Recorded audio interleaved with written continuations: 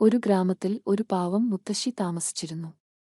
പ്രായം ഏറെ ചെന്നതിനാലും ജോലി ഒന്നും ചെയ്യാൻ കഴിയാത്തതിനാലും അവരുടെ മക്കൾ മുത്തശ്ശിയെ വീട്ടിൽ നിന്നും അടിച്ചു പുറത്താക്കി. മുത്തശ്ശി ആളൊഴിഞ്ഞ ഒരു പഴയ വീട്ടിൽ ഒറ്റയ്ക്ക് താമസിക്കാൻ തുടങ്ങി. മുത്തശ്ശി എല്ലാ ദിവസവും കിടക്കാൻ നേരത്ത് പ്രാർത്ഥിച്ചിരുന്നു. ദൈവമേ, എന്നെ എത്രയും പെട്ടെന്ന് അങ്ങ് വിളിക്കണമേ. മക്കൾക്കുപോലും വേണ്ടാത്ത എനിക്ക് ഇനിയും ജീവിക്കണമെന്നില്ല. അങ്ങനെയിരിക്കെ ഒരു ദിവസം രാവിലെ ഉറക്കം എഴുന്നേറ്റ് കതക് തുറന്നു മുത്തശ്ശി അസാധാരണമായ ഒരു താറാവ് മുറ്റത്ത് നിൽക്കുന്നത് കണ്ടു. ആ താറാവ് സംസാരിക്കുന്നത് കണ്ടപ്പോൾ മുത്തശ്ശി അതിശയിച്ചുപോയി. മുത്തശ്ശിയോട് താറാവ് ഇങ്ങനെ പറഞ്ഞു: "അല്ലയോ മുത്തശ്ശി, മുത്തശ്ശിയുടെ പ്രാർത്ഥന ദിവസവും ഞാൻ കേൾക്കാറുണ്ട്. ഇന്നുമുതൽ എല്ലാ ദിവസവും എന്റെ ശരീരത്തിൽ നിന്നും ഒരു തൂവൽ പിഴുതെടുക്കണം. അപ്പോൾ മുത്തശ്ശി പിഴുതെടുക്കുന്ന തൂവൽ സ്വർണമായി തീരും."